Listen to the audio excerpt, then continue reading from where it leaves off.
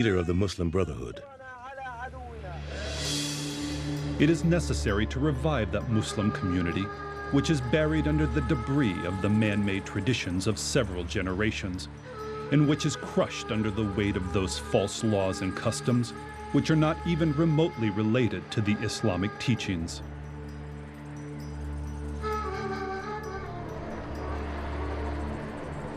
While modern Islam was struggling to redefine itself, its diverse societies were evolving into different forms, from the progressive to the puritanical. One particularly influential and puritanical Islamic movement has become well known to the West in recent years: Wahabism, which has its roots in the 18th century. In the middle of the Arabian Peninsula in the 18th century, there was a very strict teacher that emerged. His name was Muhammad ibn Abdul Wahhab. Muhammad ibn Abdul Wahhab achieved a fanatical following among the Bedouin tribes of Arabia by preaching an ascetic, puritanical form of Islam. His followers, the Wahabis, first gained political power when they forged an alliance with the House of Saud, an ancient royal Arabian bloodline. You had a tribal chieftain, Muhammad ibn Saud, and a puritanical teacher, Muhammad ibn Abdul Wahhab, creating then a system which is the foundation for the Saudi state that was created in the 18th century. These Saudi leaders became the royalty of modern-day Saudi Arabia. And so that the foundation of the Saudi state then today is this combination of a desert warrior spirit with a mission of puritanical Islamic reform. Thanks to the abundant fossil fuels welling up from their ancestral homelands, the Saudi royal family commanded a new source of wealth: oil. With these riches came power, and Wahhabism grew in influence throughout other parts of the Middle East. Petrodollars earned from Middle Eastern oil enriched the Saudi royals. In keeping with charity, the third pillar of Islam, the royals helped fund social programs, build hospitals, schools, and mosques.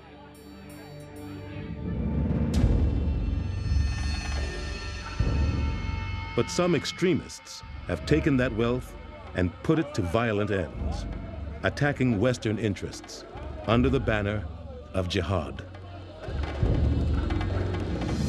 Jihad. It is a concept so integral to Islam, many Muslims believe it constitutes a sixth pillar of the faith. But many Muslim scholars and practitioners decry the simplistic warlike interpretation of the term. The Arabic to English translation of jihad is struggle, and a sacred struggle or a holy struggle, but it is first and foremost an inner struggle. Growing up in America as a Muslim, I had friends who were dating, I had friends who were drinking, doing all kinds of things that weren't permissible in Islam. And for me, that was my jihad. That was my struggle to deal with those temptations and overcome them and say, you know, this is something that my religion doesn't allow. The greater jihad is to struggle against your base desires. The lesser jihad is to struggle against an enemy. It is a radical interpretation of this lesser definition of jihad, with which most of the world is now too tragically familiar. Over Muslim history, the term jihad has more often meant just war. So it is a kind of just warfare, and that, in the modern sense, is very often determined to be defensive war against external aggressors. Even so, the Quran places restrictions on those who would wage this type of warfare. Fight in the cause of Allah, those who fight you, but do not transgress limits, for Allah loveth not transgressors. In Muslim warfare, It's prohibited to kill women and children, to kill non-combatant civilians, for example. These things are all completely prohibited. Yet recent events have shown that for many thousands of Muslims, the end justifies the means in their definition of holy war.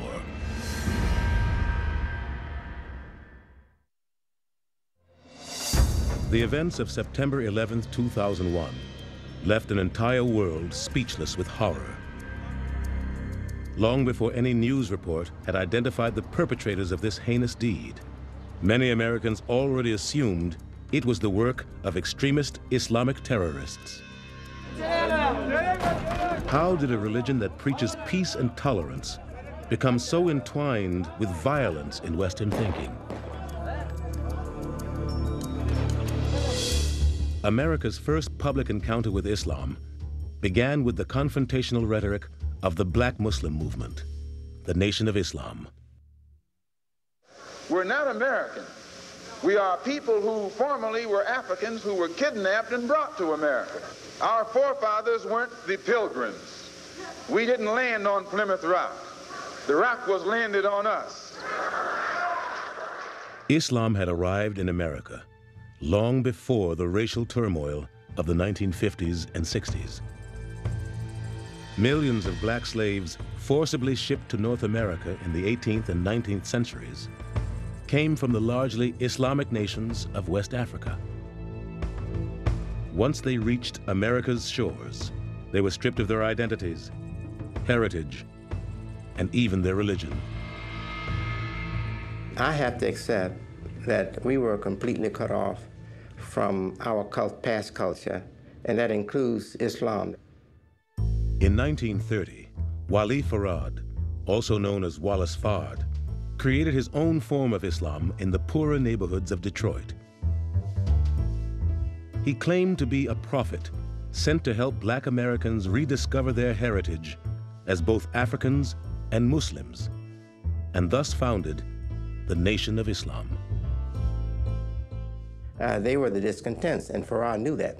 He knew that if he could reach them with his message, many of them would accept it for a new mind and a new way of perceiving themselves and the real world.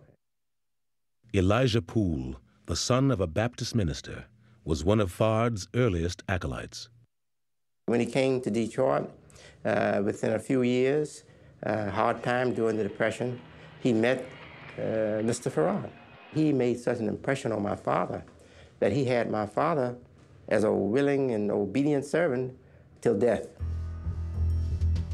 Poole changed his name to Elijah Muhammad and became the chief minister of the Nation of Islam. In 1934, he took over the organization and over the next 3 decades, gradually transformed it into a powerful political force. Yes, sir. But I represent to you God in person. One new member was Malcolm Little, whose part Egyptian mother had exposed him to Orthodox Islam in childhood. While an inmate at Norfolk State Prison in Massachusetts, Little became aware of Elijah Muhammad's movement. He was doing, I think, 11 or 14-year sentence when he heard my father. After joining the Nation of Islam in 1948, Malcolm Little adopted the last name of X as a rejection of what he termed his slave name. No, what was your name? Yes, sir. And why don't you now know what your name was then? Where did it go?